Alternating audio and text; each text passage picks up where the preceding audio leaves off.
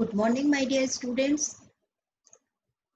Let us continue with the theory of intelligence. Last class में हम लोगों ने थर्स्टन की ग्रुप फैक्टर थ्योरी तक डिस्कस कर लिया था। आज हम लोग उससे आगे चलते हैं और उसके पहले हम लोग देखते हैं एक स्लाइड और उसके साथ हम आगे चलेंगे आपके साथ। मैं कहीं ना कहीं ये चाहती हूँ कि हमारा मोटिवेशन भी होता रहे, क्योंकि इस वक्त में हमारे लिए बड़ी ज़रूरी चीज़ है कि हम अपने आप को इमोशनली स्ट्रॉन्ग और मजबूत बनाकर चलें। JP Gilford, Joy Paul Gilford बहुत इम्पोर्टेंट नाम है साइकोलॉजी के फील्ड में, एक रिवोल्यूशनरी स्टेप है in the field of intelligence. और सबसे अच्छी चीज देखिए, यहाँ जेपी गिलफर्ड कह रहे हैं to live is to have problems and to solve problems is to grow intellectually. यानी हम अगर जिंदा हैं तो हमारे साथ प्रॉब्लम्स हैं, समस्याएं हैं, और अगर हम जो प्रॉब्लम्स हैं हमारी, इनका हम समाधान करते हैं और ये हम समाधान कर रहे हैं, तो इसका मतलब ये है कि हम बौद्धिक रूप से इंटेलेक्चुअली ग्रो कर रहे हैं। और ये जो हमारा ग्रो करना है, it is according to Guilford एक तरह से हमारी क्रिएटिविटी को के टर्म में डिफाइन किया जाएगा।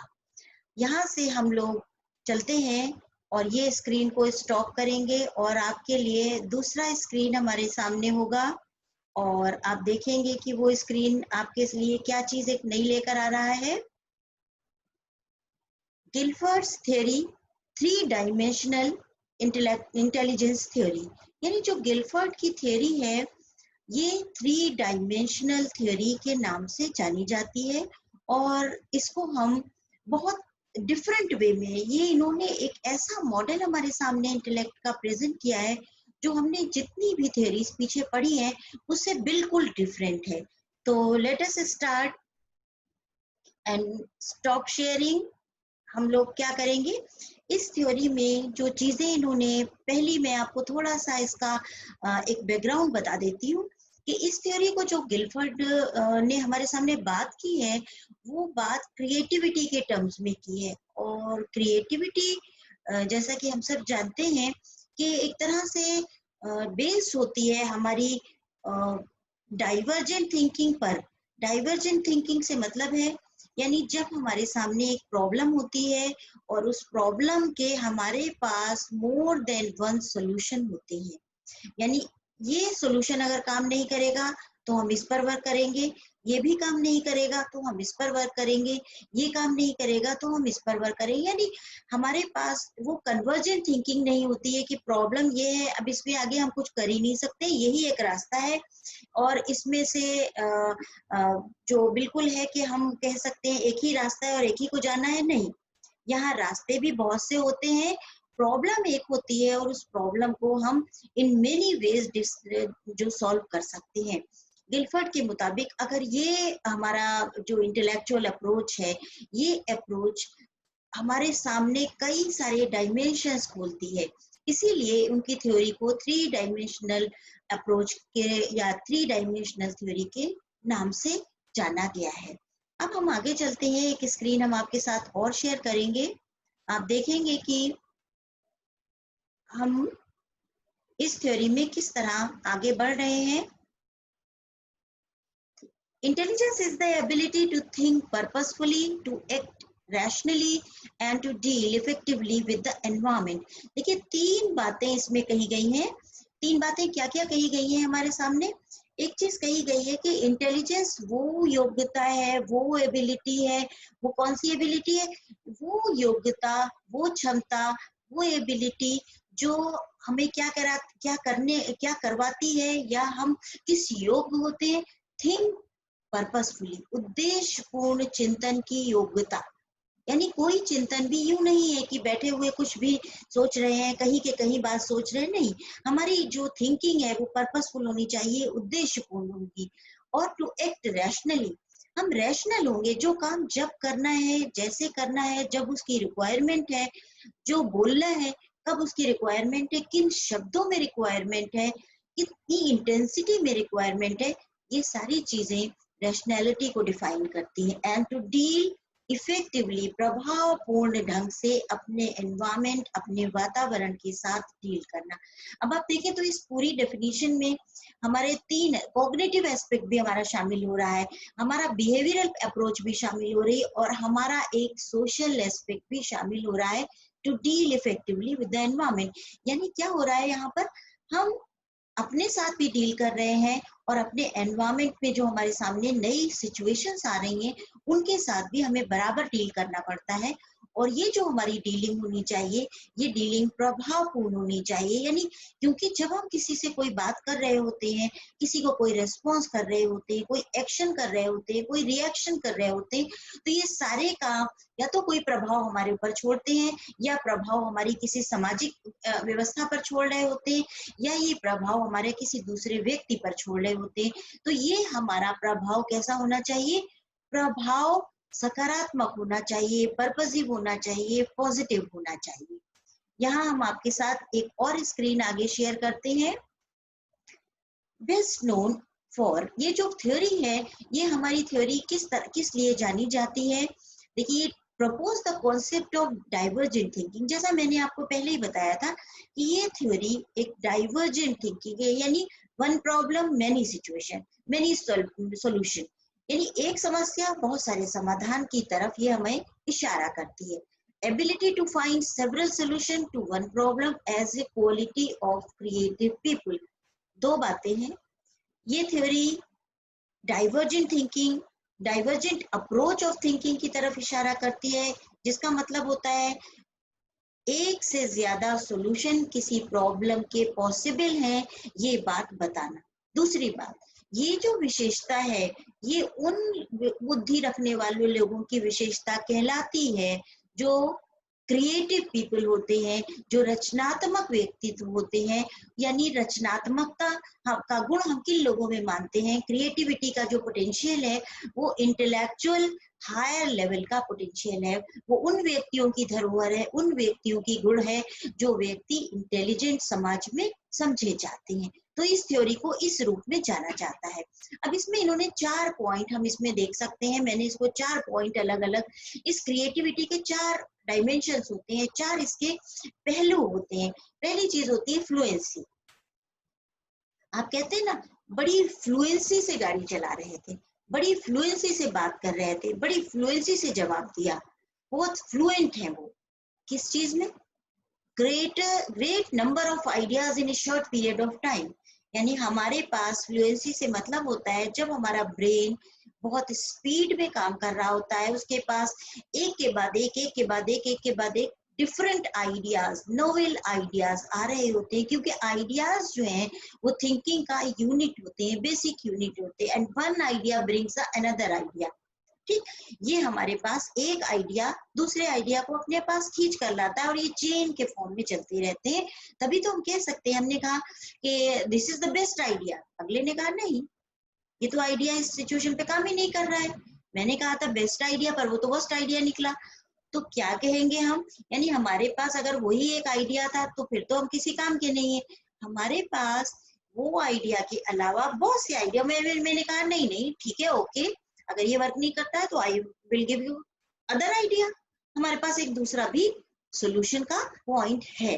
तो ये फ्लुएंसी इसका एक गुण होती है। दूसरी चीज फ्लेक्सिबिलिटी, फ्लुएंसी से ही फ्लेक्सिबिलिटी आती है, यानी simultaneous purpose a variety of approaches to a specific problem. हमारे पास साइमल्टेनियस अप्रोचेस हो, ठीक है ये आइडिया काम नहीं कर रहा है, ओके फाइन, मैं आपके सामने एक दूसरा रखती हूँ। यानी ऐसा नहीं है कि हम रिजिड हैं, क्योंकि ये आइडिया मैंने दिया था इसलिए इसको तो वर्क करना ही चाहिए, नहीं, ऐसा नहीं है। ये आइडिया मे बी पर्पसफुल और मे नॉट बी यूजफुल। तो हमें इस बात के लिए फ्लेक्सिबल होना चाहिए, और जो फ्लेक्सिबल नहीं है वो क्रिएटिव नहीं होगा।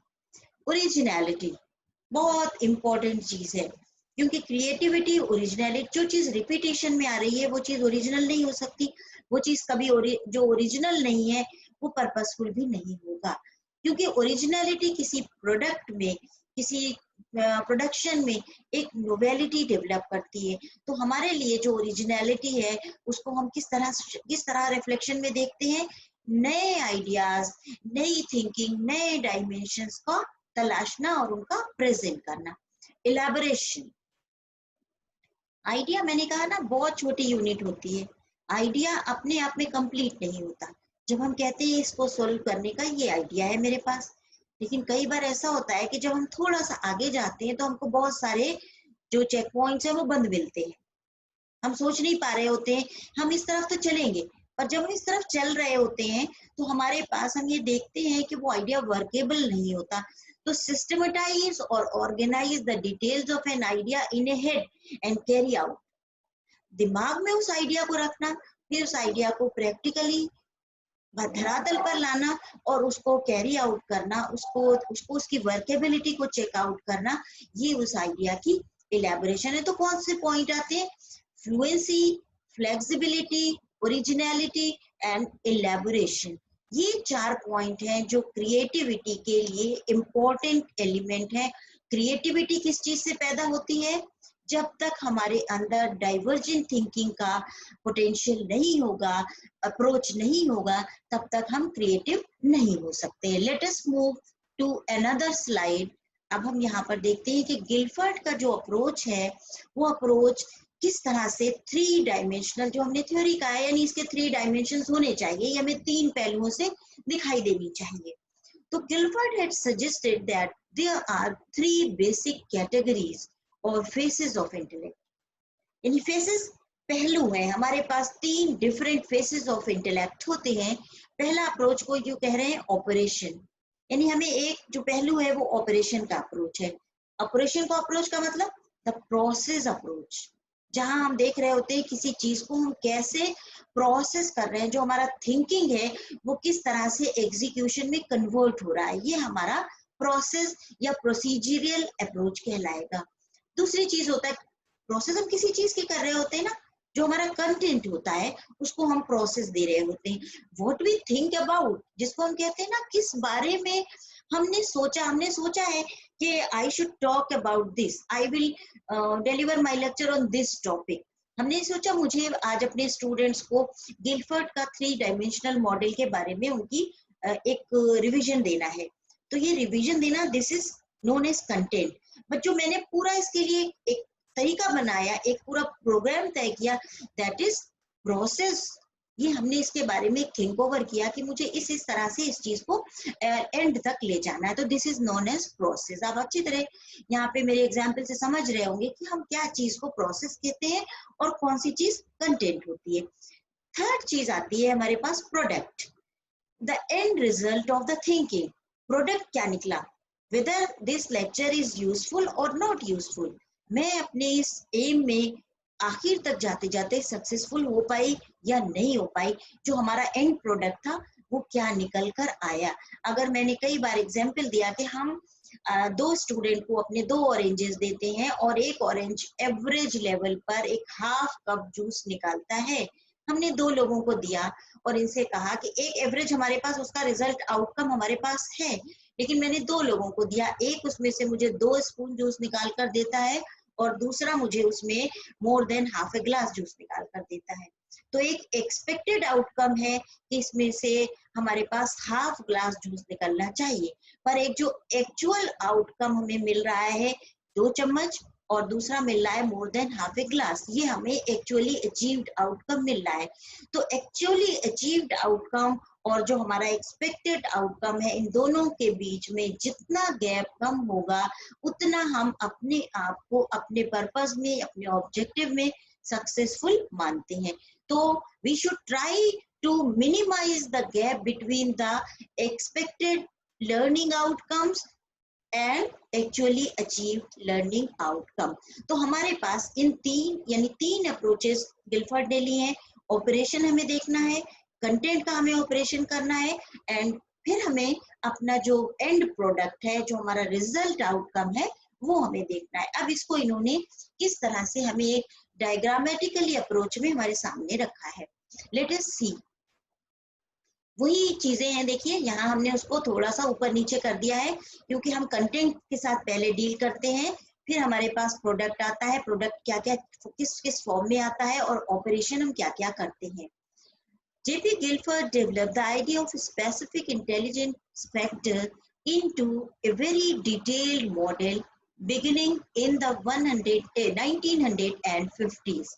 1950 में इसको इन्होंने स्टार्ट किया था, और 1967 में conceives the intelligence as being a combination of three dimensions shown in the below model। 1950 से इन्होंने काम करना शुरू किया, और 1967 में इन्होंने एक इंटेलिजेंस का ये 3 डायमेंशनल मॉडल या एक कॉम्बिनेशन ऑफ जो मॉडल है ये हमारे सामने प्रेजेंट किया। जब आप अपना एग्जामिनेशन में आंसर दे रहे होंगे, तो अगर आपसे गिलफर्ड का 3 डायमेंशनल मॉडल पूछा जाता है, तो खाली आपको अपने आंसर को इलेबोरेटिव फॉर्म में लिख देने से काम नहीं बनेगा। You have to draw this model. आपको इस मॉडल को प्रैक्टिस करना है, और इस मॉडल को आपको क्यूबिक फॉर्म में बनाना है। इसमें आप देख लें कि अलग अलग यानी कंटेंट हमारे पास 5 होंगे, और हमारे पास जो प्रोडक्ट है ये 6 हैं, और इसी तरह से जो ऑपरेशंस हैं वो 5 हैं। तो आपके पास जो क्यूबिक फॉर्म में जो आप इसको मॉडल बनाएंगे, इस मॉडल को आपको इसी तरह से ब्लॉक के फॉर्म में बनाना है, और इनके इसी तरह डिवीजन करने। अब यहाँ पर आप देख लेंगे, ये आपको बुक्स में भी बना हुआ इसी तरह मिल जाएगा, आप इसकी प्रैक्टिस कर लेंगे।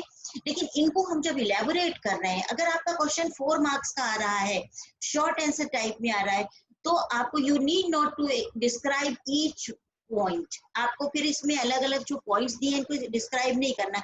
बट अगर आपका ये लॉन्ग आंसर में आ रहा है, तो आपको इन सब को इलेबोरेट करना होगा, क्योंकि वहां आपको अपने क्वेश्चन को मैक्सिमम 3 to 4 पेजेस तक ले जाना होगा।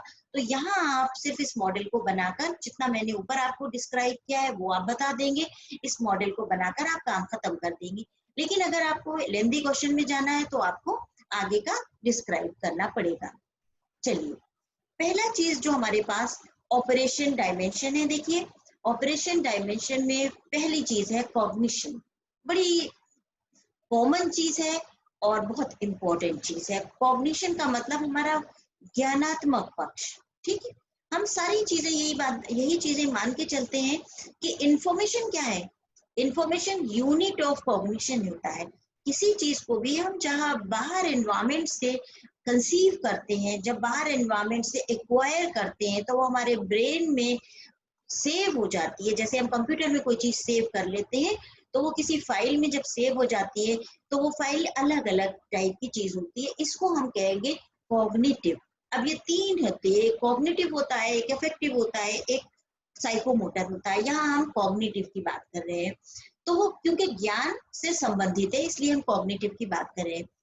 is the ability to recognize various forms of information and understand information। 2 बातें होंगी, किसी इंफॉर्मेशन को हमें रिकॉग्नाइज करना, पहचानना, और उस इंफॉर्मेशन को अंडरस्टैंड करना। Suppose this slide is written in English language. मैंने ये कहा है ये स्लाइड इंग्लिश लैंग्वेज में लिखी है, ये एक इंफॉर्मेशन हो गई।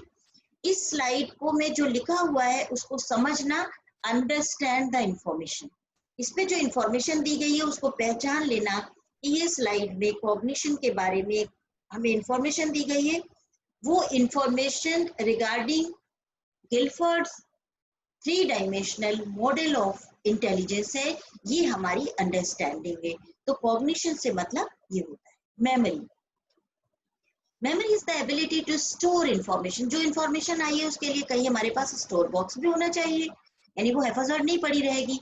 तो उसके लिए हमारे कुदरत ने हमारे जो ब्रेन हमें दिया है, उस ब्रेन में मेमोरी नाम से एक चेस्ट भी दिया है। चेस्ट मतलब संदूक, एक संदूक भी दिया है, जिसमें हम जो भी हमें कीमती चीजें बाहर से मिलती हैं, जिनको भी हम सीख लेते हैं, और हम ये चाहते हैं कि जब जरूरत पड़े तब मेरे पास हो। जैसे हमारे पास कुछ अच्छे अच्छे ज्वेलरीज होती है, अच्छे स्टोन्स होते हैं, अच्छे कीमती सामान होते हैं, हमारे बेहतरीन दोस्तों से दिए गए गिफ्ट्स होते हैं, उनको हम बहुत अच्छी तरह से संभाल के रखते हैं। तो वो संभाल कर हम किसी चेस्ट में, किसी अलमीरा में, किसी कबर्ड में रखते हैं, किसी लॉकर में रखते हैं। तो ये memory is a form of locker in our brain.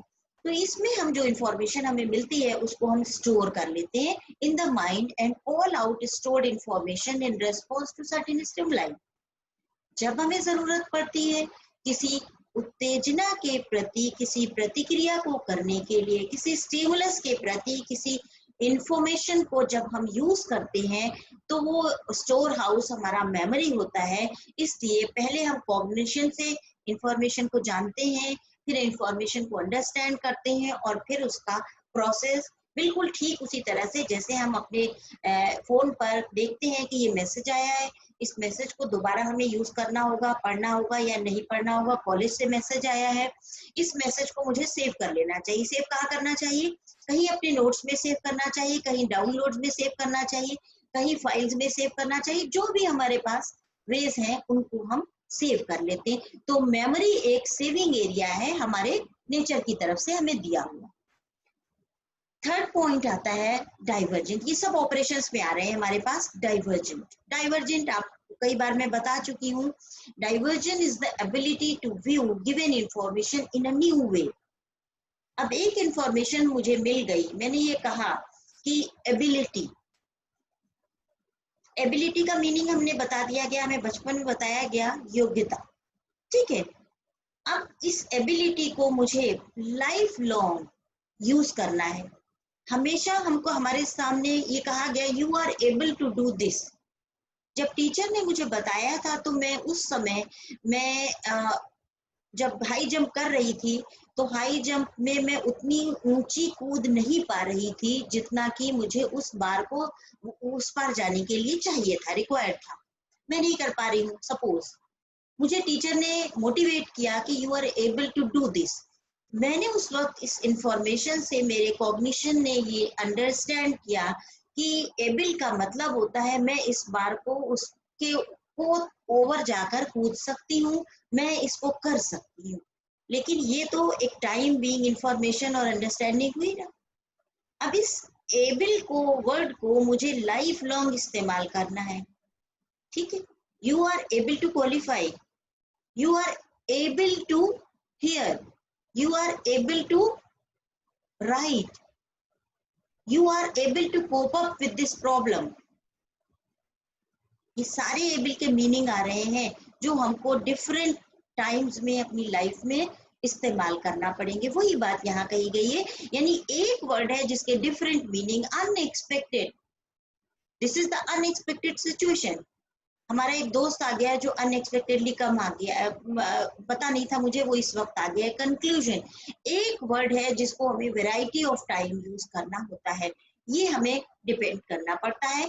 इसी को हम कहते हैं डाइवर्जेंट। जो हमारा वे ऑफ एप्लीकेशन है वो डाइवर्जेंट होना चाहिए। कन्वर्जेंट ठीक उसका ऑपोजिट है।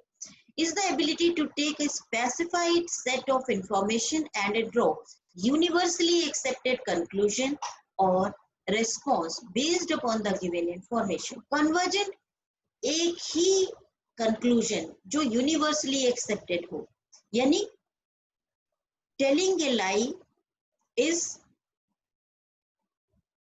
universally accepted bad behavior।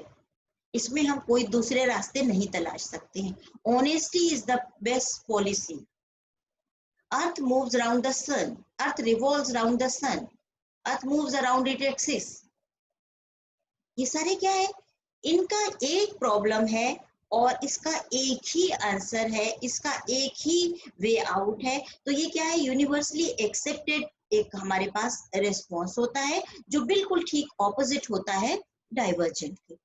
Evaluation बहुत हमारे सामने लाइफ में, ये समझ लीजिए हम पूरी जिंदगी अगर ये कहें कि हम एक बैलेंस लिए खड़े होते हैं, हमारे हाथ में हमेशा एक तराजू होती है। हम दूसरों के बिहेवियर उस पर कभी इवेल्युएट कर रहे होते हैं, कभी हम खुद को इवेल्युएट, खुद को तो कभी काफी कम करते हैं। ज्यादातर हम लोगों के बिहेवियर को, अच्छाइयों बुराइयों को, किसी आइडिया की गुडनेस एंड बैडनेस को, किसी आइडिया की वर्थफुलनेस को और उसकी नॉन वर्थफुलनेस को हम इवेल्युएट करते हैं। This is the ability of brain. बहुत इंपॉर्टेंट एबिलिटी होती है ये। Is the ability to process information. ये कर कैसे रहे होते हैं? हम इंफॉर्मेशन को प्रोसेस कर रहे होते हैं। हमारे सामने एक आइडिया आया, हम प्रीवियस एक्सपीरियंसेस के बेसिस पर उसकी वर्केबिलिटी को टेस्ट करते हैं और बताते हैं कि नो, ये वैल्यूएबल नहीं है। तो ये क्या हुआ, ये एक जजमेंट पास करना हुआ, एक कंक्लूजन ड्रॉ करना हुआ, और ये हम एक डिसीजन तक पहुंचने के लिए करते हैं। तो इवैल्यूएशन ये लॉजिकल एबिलिटी होती है, और ये हायर मेंटल जो हमारी प्रोसेस है वो है हायर मेंटल एबिलिटी को शो करती है। नेक्स्ट पॉइंट आता है कंटेंट डायमेंशन। कंटेंट डायमेंशन जो हमने दूसरा पॉइंट लिया कि हमारे कंटेंट डायमेंशन क्या होते हैं। 3 डायमेंशनल अप्रोच लिए, पहली अप्रोच हम कंप्लीट कर चुके हैं, अब हम कंटेंट पर आ गए हैं। जो डायमेंशन का दूसरा पहलू है वो कंटेंट है। कंटेंट में क्या चीज है, हम आप देखें तो नॉर्मली हम लोग या तो कुछ चीजों को देखते हैं, या कुछ चीजों को हम कैसे करते हैं, हमारे पास ऑडिटरी फॉर्म में आ जाती हैं, सुनने से संबंधित चीजें हो जाती है। कुछ अभी इस समय अगर हम देख लें तो इंफॉर्मेशन आपके पास 2 वे से जा रही है। आप मुझे देख रहे हो, मेरी आवाज भी सुन रहे हो, ठीक है, आप स्लाइड को भी देख रहे हो और स्लाइड पर लिखी हुई चीज को पढ़ भी रहे हो। तो इंफॉर्मेशन हमारे सामने या कंटेंट हमारे सामने 2 डायमेंशन में जा रही है। Visual is information in visual form such as are shapes और कलर। इस पूरी स्लाइड में आप देख रहे हैं व्हाइट एंड ग्रे कलर्स हैं, ब्लैक कलर है, तो ये इस कलर में इंफॉर्मेशन आपके पास पहुंच रही है, ये विजुअल कंटेंट हुआ। फॉर एग्जाम्पल एक ट्रायंगल में बना दूं, जैसे एक रेक्टेंगुलर फॉर्म में आपके सामने कंटेंट डायमेंशन है लिखा है, ठीक है।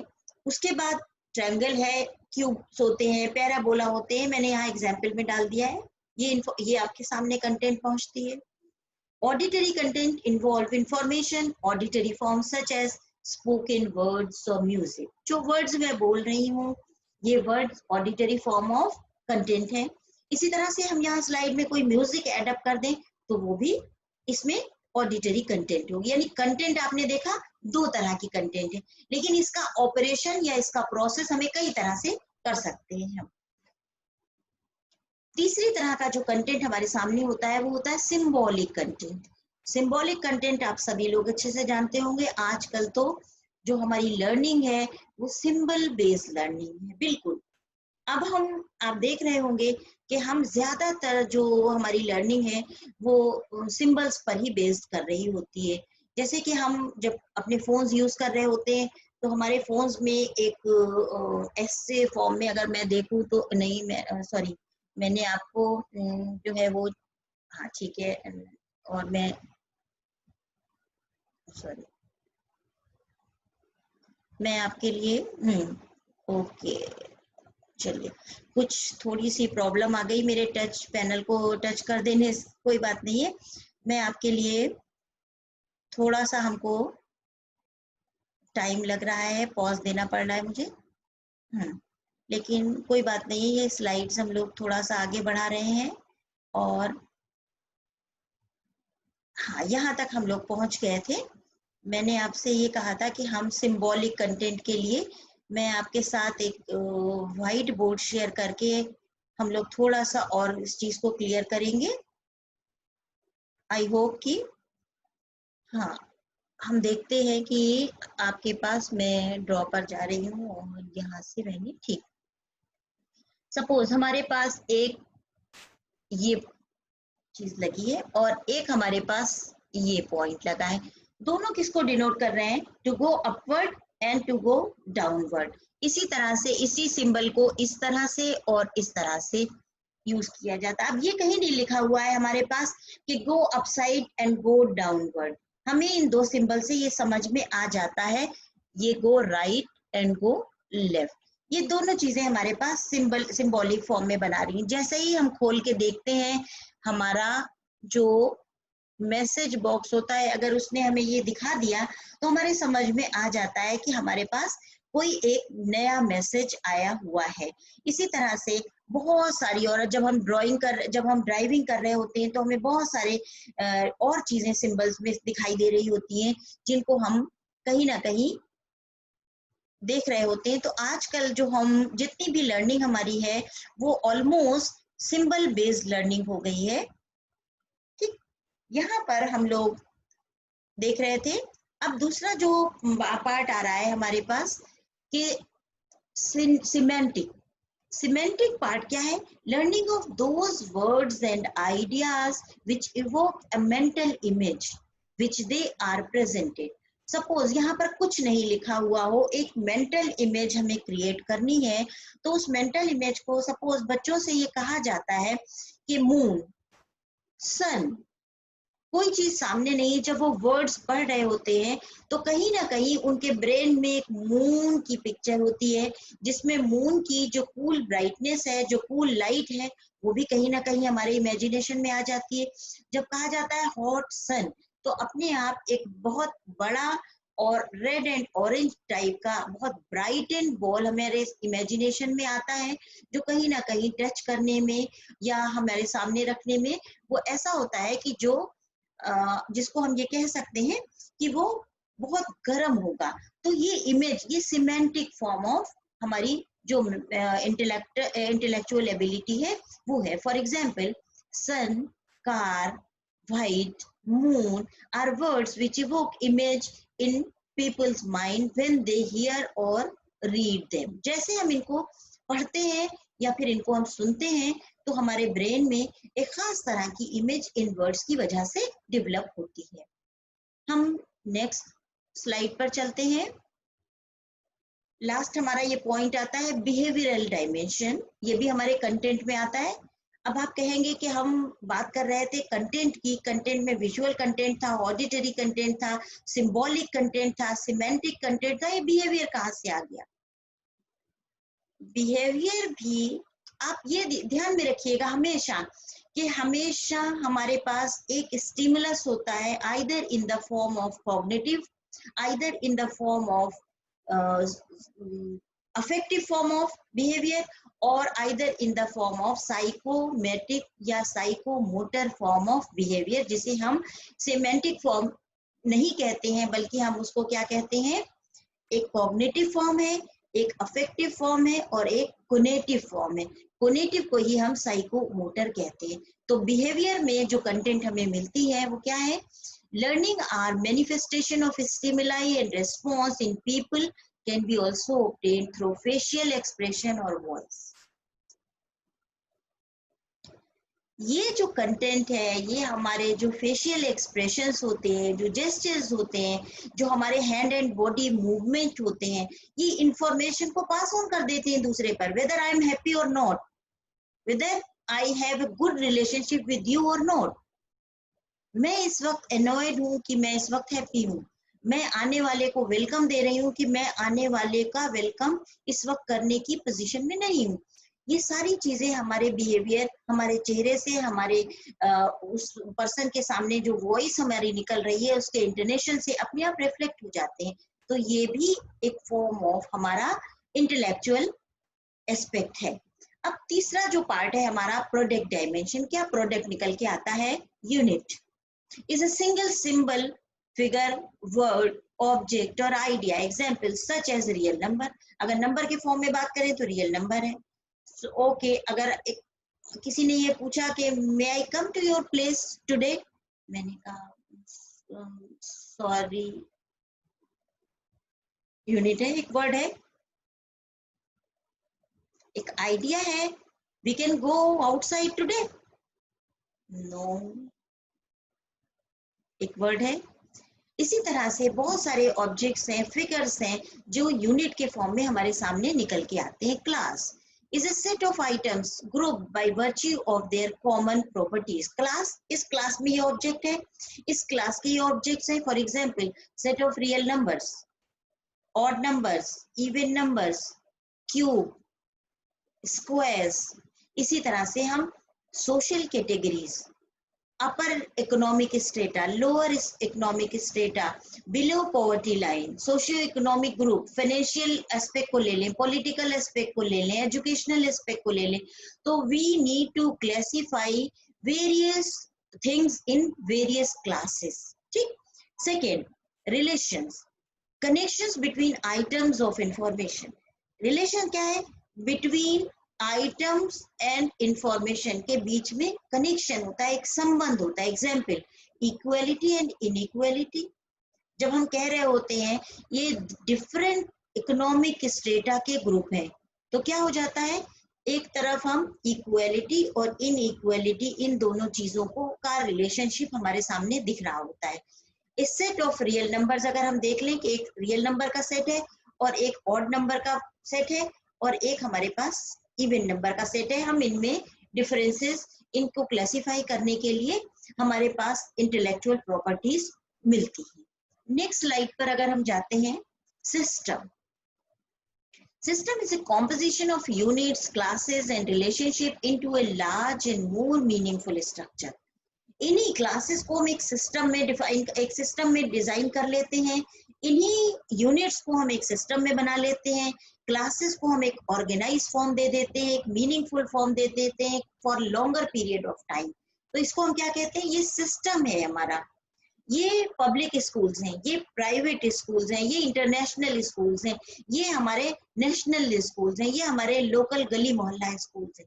क्या किया गया हमने, यूनिट के बेसिस पर कौन लोग उसमें आ रहे हैं, किस इनकम ग्रुप, किस सोशल ग्रुप, किस एजुकेशनल ग्रुप और किस लोकेलिटी में वो हैं, इसके बेसिस पर यूनिट, क्लासेस और रिलेशनशिप को देखते हुए हमने एक सिस्टमैटिक क्राइटेरिया बना लिया और ये हमें कहीं ना कहीं हमारे ब्रेन में चीजों को देखकर उनकी इक्वालिटी, इनइक्वालिटी, उनकी पर्पसफुलनेस, उनकी समानता, इसके आधार पर हम बना लेते हैं। ट्रांसफॉर्मेशन, जो चीज जैसी है उसको बिल्कुल उसके बदल देना, is the process of modifying, reinterpreting and restructuring existing information into new information. Transform कर दिया, यू आर ट्रांसफॉर्म। हम लोग कहते हैं ना, इरफान खान की इस मूवी में बिल्कुल ट्रांसफॉर्म्ड इमेज है, आमिर खान ने लगान के लिए अपने आप को बिल्कुल ट्रांसफॉर्म कर लिया। तो ये सारी चीजें जो उनके ट्रांसफॉर्म का मतलब है, जो था अब वो नहीं है। आइदर वो, अब यहाँ पर दो बातें आएंगी, मॉडिफाइड फॉर्म या फिर हमारे पास जो री इंटरप्रेटिंग है। हम री इंटरप्रेटिंग इसे कहेंगे, जो फॉर्म है वो उसको हम दूसरे वे में इंटरप्रेट कर रहे हैं, गुडनेस और बैडनेस के फॉर्म में इंटरप्रेट नहीं किया जाएगा, यहाँ हम उसको बिल्कुल एक अलग वे में इंटरप्रेट करेंगे।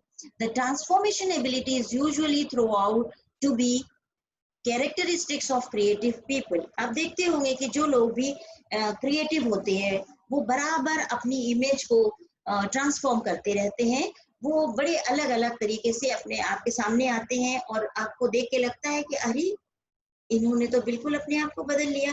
कुछ लोग अपने डिफरेंट एज पर पहुंचते हैं तो अपनी अपीयरेंस को ट्रांसफॉर्म कर लेते हैं। तो ये एक हायर और क्रिएटिव पीपल की एबिलिटी मानी जाती है। यहाँ हम लोग आगे आते हैं, is a prediction or a conjecture about the consequences of interaction among units, classes, relations, systems, transformation, each their on about functions of the real numbers। Guilford ने इस बात को क्या कहा है कि Guilford's model of intelligence has several advantages as well as one major disadvantage. सारी चीजें जो एप्लीकेशन तक या इम्प्लीकेशन तक हम लोगों ने देखी, उसमें हम देख सकते हैं कि किसी चीजों के बारे में हम प्रिडिक्ट कर देते हैं, उसके कॉन्सिक्वेंसेस को बता देते हैं, ये जो आप चीजें कर रहे हैं इनके कॉन्सिक्वेंसेस अच्छे नहीं होंगे, ये इस तरफ नहीं जा रहे हैं बल्कि आप सोच रहे हैं बल्कि ये अच्छी डायरेक्शन में नहीं जा रहे हैं। गिलफर्ड के जो मॉडल ऑफ इंटेलिजेंस है, इसके ज्यादातर जो पार्ट है वो बहुत ही एडवांटेजेस है, लेकिन हर चीज का कॉइन के दो साइड होते हैं। तो इसका एक मेजर डिसएडवांटेज क्या है, the model broadens our view of the nature of intelligence by adding such factors as those related to social judgment, the evaluation of others' behavior and creativity, divergent thinking। दो बड़े elaborative form में इन्होंने चीजें दी हैं, evaluation of others behaviour और divergent thinking. Certainly human mental abilities must be complex, और human mental abilities, human behavior बहुत complex, और कॉम्प्लेक्स ही नहीं, हम तो कॉम्प्लिकेटेड कहेंगे। आज हमने किसी को जज किया है, आज हमने एक इंडिविजुअल के बारे में एक ओपिनियन फॉर्म किया है, कल वो उस ओपिनियन की तरह बिहेवियर नहीं रखता है। तो बहुत डायनेमिक है ह्यूमन बिहेवियर, बहुत डायनेमिक है, जिसको हम प्रिडिक्टेबल नहीं है, हम प्रिडिक्ट नहीं कर सकते। But Guilford's model may be too complex to serve as a guide or predicting behavior। ये एक बहुत कॉम्प्लेक्स कहना चाहिए थिंग हो जाएगा कि हम ह्यूमन बिहेवियर को प्रिडिक्ट कर सकें, जज कर सकें और उसके बारे में कोई एक गाइडलाइंस हम शो कर सकें। Thank you so much and bye stop sharing मुझे लगता है कि मेरे स्टूडेंट्स को इंडिविजुअल से ज़रूर कुछ ना कुछ हेल्प मिल रही होगी और मैं चाहती हूँ कि इस लॉकडाउन के और कोविड-19 के जो आपके ऊपर एक ग्लूमी से इफ़ेक्ट्स आए हैं, वो ग्लूमी इफ़ेक्ट आपकी जब मार्कशीट आपके पास आए, तो वो इतनी ब्राइट हो, इतनी ज़्यादा आपके करियर के लिए एक तरह से आपके क्राउन में फेदर का काम करने वाली हो, आपकी सबसे अच्छी मार्कशीट इस बीएड के फर्स्ट ईयर की मार्कशीट होनी चाहिए और on the basis of this first year marksheet आपका सेकंड ईयर भी उतना ही ज़्यादा चमकदार हो जाए। मैं उम्मीद करूँगी और इसी होप के साथ मैं आपके लिए ये रिवीजन सीरीज़ को ला रही हूँ और एक 30 मिनट का रोज अगर आप अपना टाइम देते जाएंगे तो मैं उम्मीद करूंगी कि आप बहुत अच्छी तरह से कामयाब होंगे। All the best, will be meet you after tomorrow. Okay, thank you.